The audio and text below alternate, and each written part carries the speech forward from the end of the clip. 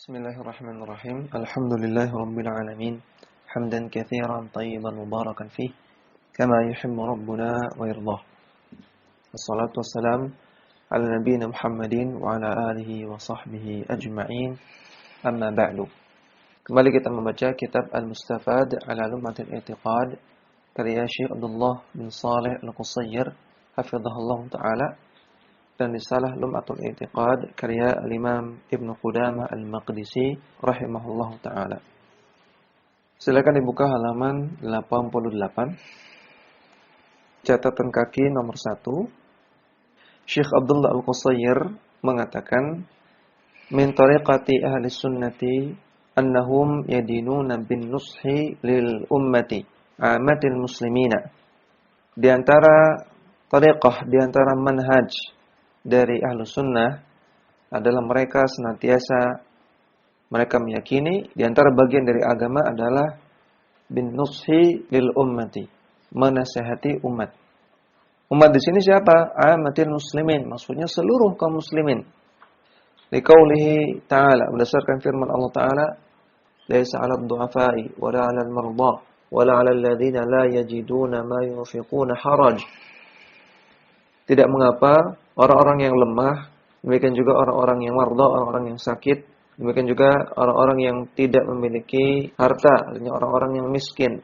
Tidak mengapa bagi mereka, maksudnya tidak mengapa kalau mereka tidak berangkat berjihad. Idza nasahu lillahi wa rasulihi. Selama mereka senantiasa menasihati orang kepada Allah dan Rasulnya. Artinya walaupun mereka tidak ikut berjihad, tetap mereka wajib untuk berjihad dengan lisan. Walaupun mereka tidak ikut berjihad berupa jihad perang, namun mereka masih bisa berjihad dengan lisan, yaitu dengan memberikan nasihat.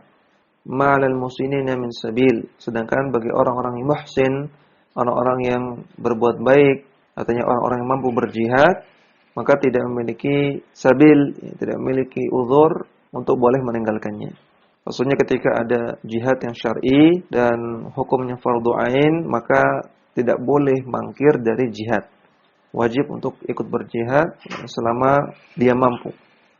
Wallahu ghafurur rahim, dan Allah Maha mengampuni dan Allah Maha penyayang. Surat At-Taubah ayat 91. Waliqaulin Nabi sallallahu alaihi wasallam, dan juga berdasarkan sabda Nabi sallallahu alaihi wasallam, ad-dinu nasihatu qalaha thalathan. Agama adalah nasihat. Nabi katakan ini sebanyak 3 kali. Qulna liman ya Rasulullah. Para sahabat bertanya, nasihat untuk siapa wahai Rasulullah? Qala, Nabi bersabda, lillahi wa li kitabihi wa li rasulihi wa li a'immatil muslimina wa ammatihim. Yaitu nasihat untuk Allah. Nasihat untuk Allah artinya memberikan hak-hak Allah Subhanahu wa taala, yaitu dengan mentauhidkannya, tidak berbuat syirik sedikit pun, dan menjalankan syariatnya. Kemudian nasihat untuk kitabullah. Nasihat untuk kitabullah artinya memberikan hak-hak dari kitabullah, dari Al-Quran. Itu dengan mempelajarinya, mengamalkannya, dan mendakwahkannya. Wali rasulihi, dan nasihat bagi rasulnya, bagi Rasulullah sallallahu alaihi wasallam. Itu maksudnya dengan membenarkan semua yang beliau kabarkan, menaati apa yang beliau perintahkan, menjauhi apa yang beliau larang, dan tidak beribadah kepada Allah kecuali dengan syariat beliau. Wali a'immatil muslimina, dan juga nasihat kepada para pemimpin kaum muslimin, nasihat kepada ulil amri dengan nasihat yang baik. Wa ammatihim, dan juga nasihat kepada seluruh kaum muslimin secara umum. Rawahu Muslimun, hadis sahih riwayat Muslim.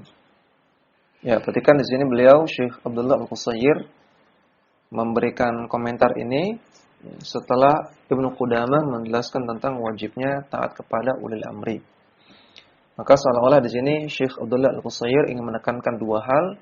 Yang pertama bahwasanya Ahlussunnah meyakini wajibnya memberikan nasihat kepada ulil amri. Ya, kalau ulil amri itu terjatuh dalam kekeliruan, kepada kezaliman, termasuk juga ke dalam kebid'ahan atau kesyirikan, maka kita nasihati. Kita tidak membenarkan, kita tidak berdiam diri, namun kita nasihati dengan cara yang benar. Dan juga yang kedua, Kita juga menasihati rakyat, menasihati umat, menasihati masyarakat untuk taat kepada ulil amri. Dan ini semua dilakukan untuk kebaikan umat. Karena sayangnya Ahlussunnah wal Jamaah kepada umat. Jadi kita mengajak masyarakat untuk taat kepada ulil amri sebagaimana yang ditujukan oleh Al-Qur'an dan As-Sunnah dan juga ijma' para salaf. Ini bukan karena kepentingan siapa-siapa, ya, namun karena Ahlussunnah sayang kepada umat. Karena Ahlussunnah ingin kebaikan kepada umat. Kemudian wa fihi aidan an Anas radhiyallahu ta'ala anhu anna Nabiy sallallahu alaihi wasallam qala. Dan dalam masalah ini juga, dalam masalah nasihat terdapat hadis dari Anas bin Malik radhiyallahu anhu bahwasanya Nabi sallallahu alaihi wasallam bersabda, "Thalathun la yughillu 'alaihinna ay la yajtami'anna hunna wal ghillu." Ada 3 jenis orang yang tidak akan yughillu. Kata beliau, yughillu di sini artinya la yajtami'anna hunna wal ghillu. Artinya rasa ghil, rasa benci dan dengki tidak akan hinggap di dalam diri mereka. Yaitu orang-orang yang ikhlasul amali lillah, mengikhlaskan amalan mereka hanya untuk Allah Subhanahu wa taala. Wan nushu liwalatil umuri, dan orang yang memberikan nasihat kepada ulil amri. Waluzumu jama'atil muslimina, dan orang-orang yang berpegang teguh untuk tetap berada dalam al-jamaah. Kemarin sudah jelaskan, al-jamaah artinya kaum muslimin bersama dengan para ulama Ahlussunnah yang berbaiat kepada ulil amri. Berarti luzumul jamaah, luzumu jama'atil muslimin artinya mereka berpegang teguh untuk taat kepada ulil amri dalam perkara yang ma'ruf. Ini 3 perkara yang kata Nabi tidak mungkin dia lakukan karena ghil, karena benci atau karena dengki. Wa kana sallallahu alaihi wasallam yakhudhu ala ashabihi indal bai'ati ala al-islami an-nusha likulli muslimin. Dan Nabi SAW dahulu memegang tangan para sahabat ketika berbaiat. Berbaiat alal Islam, dalam agama Islam ini, untuk bersumpah setia an-nusha likulli muslimin, melakukan nasihat kepada kaum muslimin.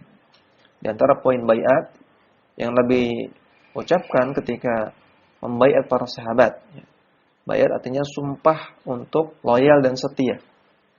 Maka ketika Nabi SAW berbaiat kepada para sahabat, bentuknya dengan bersalaman.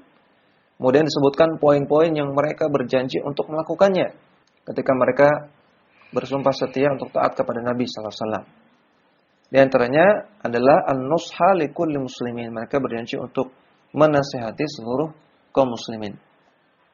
Wa yubayyinu anna min haqqil muslimi ala akhihi ayansaha lahu idza stansahahu.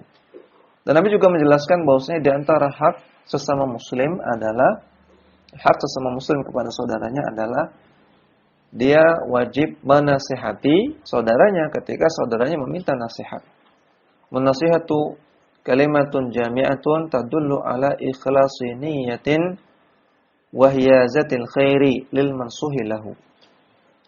Dan yang disebut dengan an-nasihah adalah sebuah kata yang maknanya adalah mengikhlaskan niat dan berupaya atau menginginkan al-mansuh bihi, orang yang dinasihati mendapatkan khair, hiyazatil khair, mendapatkan kebaikan. Ini makna dari nasihat. Nasihat artinya mengikhlaskan niat dan mengharapkan orang yang dinasihati itu mendapatkan kebaikan. Wan nushu lil ummati bi ta'limihim al-ilma an-nafi'ah. Dan menasihati umat artinya dengan mengajarkan mereka ilmu yang bermanfaat, ilmu syar'i yang bermanfaat. Wa da'watihim lil amali shalihi, dan mengajak mereka untuk melakukan amal saleh. Wa taubati ila Allahi minal qabaihi, dan mengajak mereka untuk bertobat kepada Allah dari perbuatan-perbuatan yang buruk. Wa amrihim bil ma'rufi wa nahyihim 'anil munkari, dan mengajak mereka untuk melakukan yang ma'ruf dan melarang mereka dari melakukan yang mungkar. Wa nushihim fi ma yastansahuna bihi min umurihim, dan memberikan mereka nasihat sesuai dengan apa yang mereka minta. Min umurihim dalam perkara-perkara mereka. Wa i'anatihim 'alal khairi, dan membantu mereka, membantu kaum muslimin, artinya membantu sesama muslim dalam kebaikan. Wasa'i fi hawaijihim, dan membantu mengusahakan hajat-hajat mereka. Wa taysiri 'ala mu'sirihim, dan memudahkan orang-orang yang sulit di antara kaum muslimin. Wa daf'idh dzulmi anhum, dan mencegah kezaliman terhadap mereka. Wal akhdhi 'ala yadayi dzalimi minhum, dan di antara nasihat kepada kaum muslimin adalah memegang tangan orang yang zalim, artinya mencegah mereka. Wa man'ihi minadh dzulmi, dan melarang mereka melakukan kezaliman. Wa muwasatihim inda masaibihim, dan menghibur mereka ketika mereka mendapatkan musibah. Wal farhi bima yasurruhum wa yanfa'uhum, dan ikut merasa senang ketika mereka mendapatkan sesuatu yang membahagiakan dan yang bermanfaat bagi mereka. Wa du'a'i bi dhahri al-ghaibi bi salahihim wa hudahum wa su'dadihim, dan mendoakan mereka, mendoakan sesama muslim bi dhahril ghaib, ketika dia tidak ada di hadapan kita. Dan doa yang utama adalah mendoakan orang lain ketika orang lain tersebut tidak ada di hadapan kita. Mendoakan seseorang secara diam-diam, yaitu mendoakan agar mereka menjadi orang yang soleh, dan agar mereka mendapatkan hidayah, dan agar mereka mendapatkan su'dad, mendapatkan kemuliaan. Wa irsyadihim ila masalihihim ad-diniyati wa dunyawiyati, membimbing mereka untuk mendapatkan kemaslahatan agama, kemaslahatan yang terkait dengan agama, atau kemaslahatan yang terkait dengan perkara dunia. Wa mahabbatil khairi lahum, dan mencintai atau menyukai kalau mereka mendapatkan kebaikan. Wa tarki kulli ma min sya'nihi ihdathul fitnati wa tafriqi bainahum, dan meninggalkan semua perkara yang bisa menimbulkan fitnah, bisa menimbulkan pertikaian, menimbulkan kesesatan di antara kaum muslimin, dan juga tafriq bainahum, menimbulkan perpecahan di antara kaum muslimin.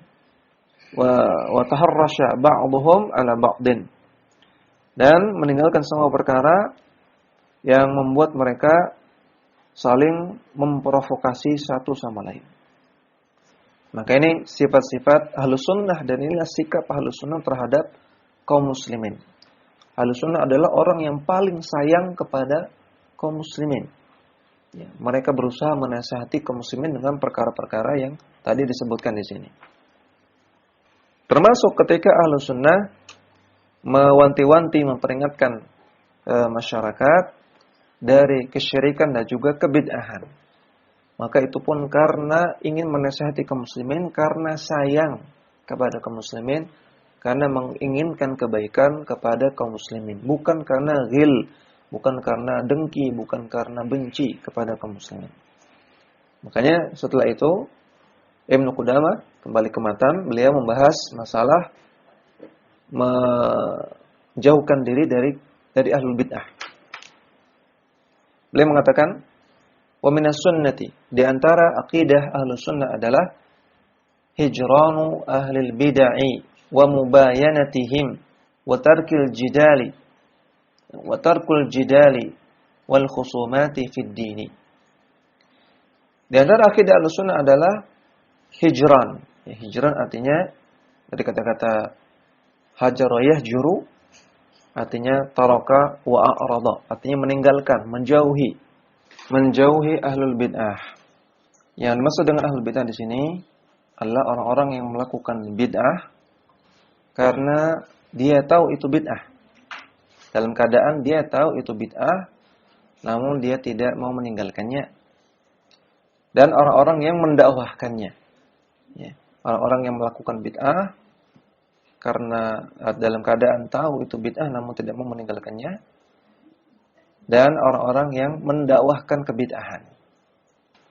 Adapun orang-orang awam yang melakukan bid'ah karena nggak tahu, karena jahil, dia tidak paham bahwasanya yang dia lakukan itu bid'ah, maka ini bukan ahli bid'ah, ini orang awam.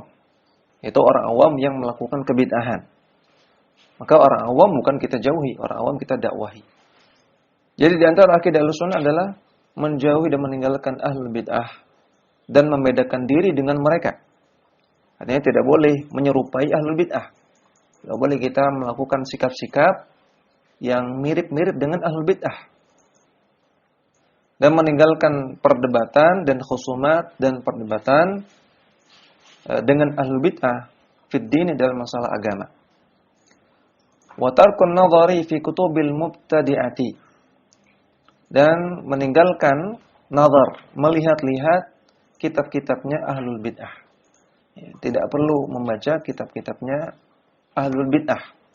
Ya, termasuk di sini juga tulisan-tulisan mereka yang tersebar di internet misalnya, yang tersebar di buletin, di majalah atau semisalnya, tidak perlu dan tidak boleh melihat-lihat. Sekedar melihat-lihat saja nggak boleh. Wal isgha'i ila kalamihim. Dan meninggalkan isgha, ya, menceburkan diri, artinya berdalam-dalam, berusaha untuk mempelajari perkataan-perkataan mereka. Ya, maka ini tidak boleh bagi orang yang tidak punya ilmu, ya. Adapun bagi ulama yang dia punya ilmu dan dia ingin membantah ahlul bid'ah, ingin membantah syubhat-syubhat ahlul bid'ah, maka boleh dia mempelajari tulisan-tulisan ahlul bid'ah sebagaimana dilakukan oleh para ulama, Al-Imam Asy-Syafi'i, Al-Imam Ahmad, ya, Al-Imam Malik, Syekhul Islam Ibnu Taimiyah, Ibnu Qayyim, mereka yang pelajari pendapat-pendapat ahlul bid'ah untuk dibantah. Nah, namun ini levelnya ulama yang ilmunya mendalam. Adapun orang-orang awam, orang-orang yang baru hijrah, orang yang baru belajar awal-awal, maka tidak diperbolehkan. Wa kullu muhdatsatin fid din bid'atun. Dan semua perkara baru dalam agama adalah kebid'ahan. Wa kullu muttasimin bi ghairil islami was sunnati mubtada'un. Dan semua label-label yang bukan berasal dari Islam dan juga bukan berasal dari sunnah Nabi SAW, maka itu label yang dibuat-buat, label yang bid'ah. Karrafidhati, seperti kaum Rafidah. Ya, istilah Rafidah ini bukan berasal dari Islam, bukan berasal dari sunnah. Maka ini di sini Ibnu Qudamah menyebutkan contoh firqah-firqah, contoh sekte-sekte, golongan-golongan ahlul bid'ah. Yaitu pertama Ar-Rafidah, orang-orang Syiah Rafidah. Wal Jahmiyati, Jahmiyah. Wal Khawariji, Khawarij. Wal Qadariyati, Qadariyah. Wal Murji'ati, Murji'ah. Wal Mu'tazilati, Mu'tazilah. Wal Qurramiyati, Qurramiyah. Atau juga bisa disebut, bisa dibaca Karramiyah. Wal kullabiyati, dan kullabiyah, wa nadhairihim, dan yang semisal dengan mereka. Fahadhihi firaqud dhalali. Maka inilah contoh-contoh firqah-firqah sesat, golongan-golongan yang sesat. Wa tawaiful bid'ah, dan termasuk dan merekalah golongan-golongan ahlul bid'ah. A'adanallahu minha. Semoga Allah Ta'ala melindungi kita dari mereka. Kita kembali ke halaman sebelumnya, halaman 89, catatan kaki nomor 1.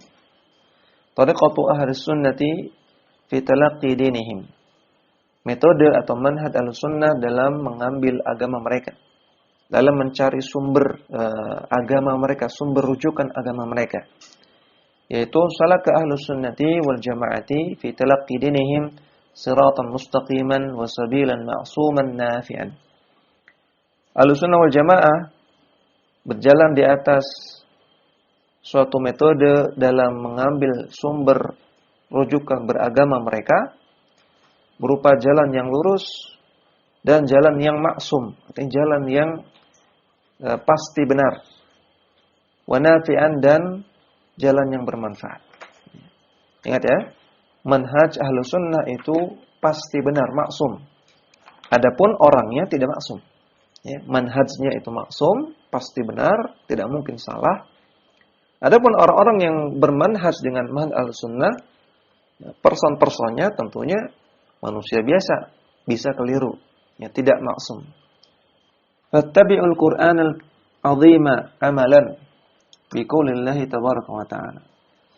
Yang pertama, mereka mengikuti Al-Qur'anul Karim dan mereka mengamalkan firman Allah Ta'ala, ittabi'u ma unzila ilaikum min rabbikum. Ikutilah apa yang diturunkan kepada kalian dari Rabb kalian, yaitu Al-Qur'an. Surat Al-A'raf ayat ketiga. Maka sumber rujukan beragama bagi Ahlussunnah yang pertama adalah Al-Qur'an. Wa amilu bis sunnati tahqiqan liqaulil haqqi subhanahu wa ta'ala. Yang kedua, mereka mengamalkan sunnah Nabi dalam rangka mewujudkan firman Allah Ta'ala yang benar.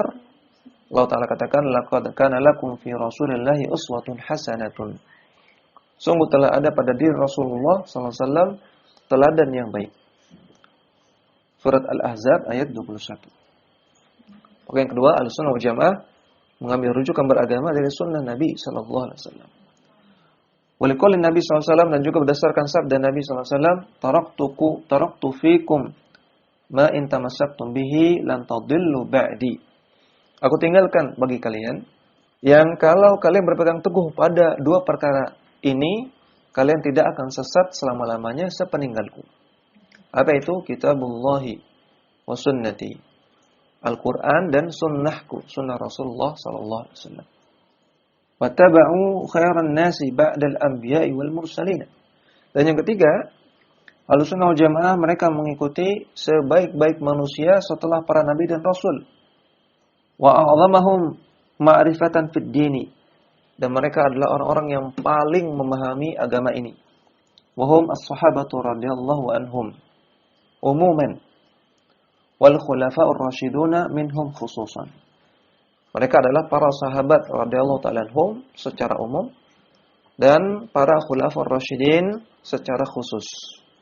Maka yang ketiga, Ahlussunnah wal Jamaah mengambil sumber beragama dari pemahaman para sahabat Nabi.